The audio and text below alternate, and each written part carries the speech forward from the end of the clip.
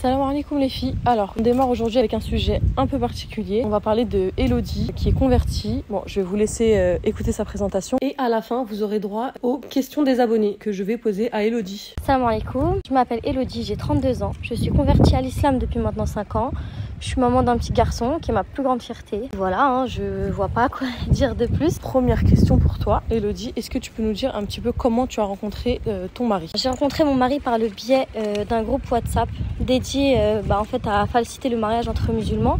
C'est un groupe qui est tenu par une sœur et un frère qui s'occupent de mettre en relation les prétendants et les prétendantes de manière licite. Allahumma barik, c'est un concept plutôt pratique pour les convertis comme moi qui cherchent à se marier. On a été mis en contact et au fil du temps, un lien s'est créé et puis on s'est mariés. T'a-t-il dit tout de suite que tu allais être coépouse? Non, il me l'a pas dit tout de suite. Il voulait être sûr que j'étais prête pour ce type de relation avant de l'aborder. Quand il l'a fait avec beaucoup de précautions et de respect. Il m'a expliqué sa situation, à quel point il tenait à être transparent et juste avec moi, comme avec sa première épouse Mariam. C'est un moment délicat, mais sa franchise m'a rassurée un petit peu, je dois dire. Dis-nous, comment est-ce que tu l'as pris? Quand t'entends ton annonce, comment tu le prends? Au début, c'était difficile à accepter, je vais pas le nier. L'idée de partager mon mari avec une autre femme, ça allait à l'encontre de tout ce que j'avais imaginé pour mon couple, en fait. J'ai réfléchi, j'ai prié, je me suis interrogée sur ce que l'islam dit de la polygamie. Et finalement, avec un peu de temps, j'ai compris que dans ce contexte, avec un mari qui respecte profondément ses responsabilités et ses engagements, ça pouvait être une autre forme d'amour et d'équilibre. Ça m'a aussi appris l'humilité, la patience, la confiance. Il y a du bien dans tout, alhamdoulilah. Est-ce que tu t'entends bien avec Mariam, du coup, ou c'est un peu tendu? J'ai pas eu beaucoup de contact direct avec Mariam.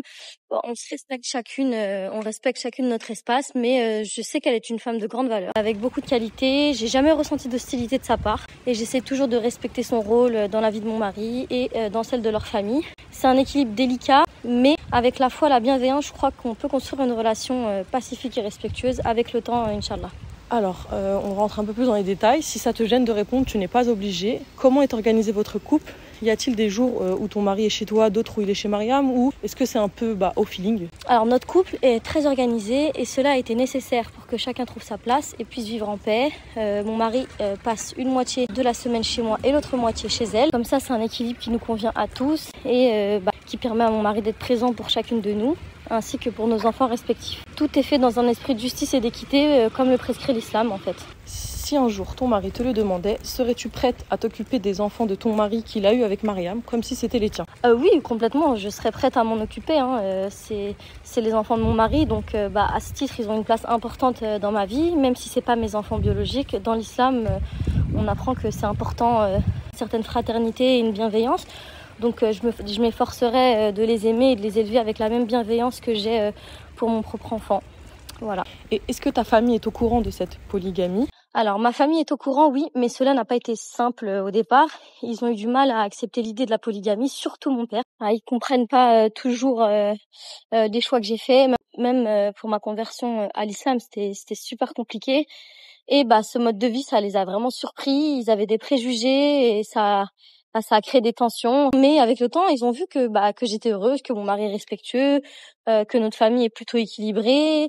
Bon, ça reste un sujet sensible, mais ça s'est beaucoup amélioré, alhamdoulilah. Que peux-tu dire aux sœurs qui seraient réticentes à l'idée d'une polygamie dans leur couple, justement? Est-ce que tu aurais un conseil à leur donner? Franchement, c'est propre à chacun et ça peut être difficile à accepter. Je comprends, on a grandi avec des mœurs et si cette idée rentre pas dans nos mœurs, c'est pas évident à accepter, je comprends.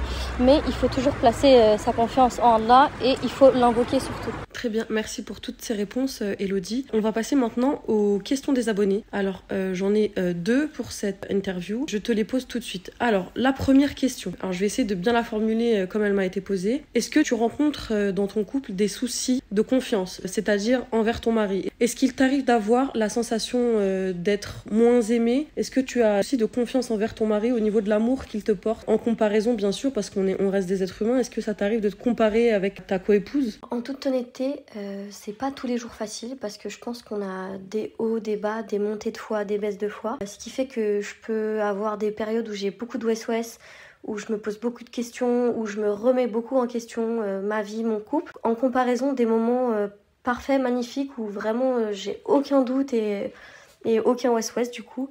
Donc oui, certes, ça m'arrive de pouvoir douter, mais alhamdoulilah, j'ai jamais ressenti avec des éléments tangibles à rapporter une différence ou un manque de confiance envers mon mari. Alhamdoulilah.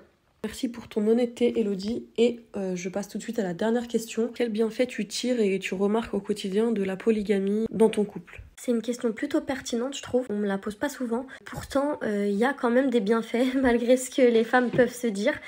Déjà, premièrement, j'ai pas besoin de cuisiner quelque chose de particulier ou que mon mari aime tous les jours. Quand il est pas là, je me repose et puis moi, je me fais un truc parfois rapide, surgelé, des fois même un repas sucré le soir, parce que moi, j'aime beaucoup faire ça, mais lui, pas du tout, par exemple. Après, ça reste des exemples. Il y a aussi le fait que je peux me reposer au niveau du prendre soin de moi. Je peux me relâcher, rester en jogging à la maison sans culpabiliser. J'ai pas besoin d'être apprêtée forcément tout le temps. Après, je sais que même quand mon mari est là, ça m'arrive de pas le faire malheureusement. Mais après, voilà, on est dans le quotidien, la vie de tous les jours. Et c'est vrai que ça m'apporte un certain repos. Et je sais que malgré le fait que si par exemple on est dans un jour où il n'est pas avec moi, je peux toujours l'appeler si j'ai besoin de lui, il y a pas de souci là-dessus. Merci beaucoup Elodie pour cette interview, merci d'avoir répondu avec honnêteté et franchise. N'hésitez pas à vous abonner à ma chaîne pour suivre les prochaines interviews qui arrivent, et je ne vous mets pas cette fois les informations d'Elodie en description car elle a souhaité rester anonyme, ce n'est d'ailleurs pas son vrai prénom. Merci à tous d'avoir écouté jusqu'au bout et à bientôt.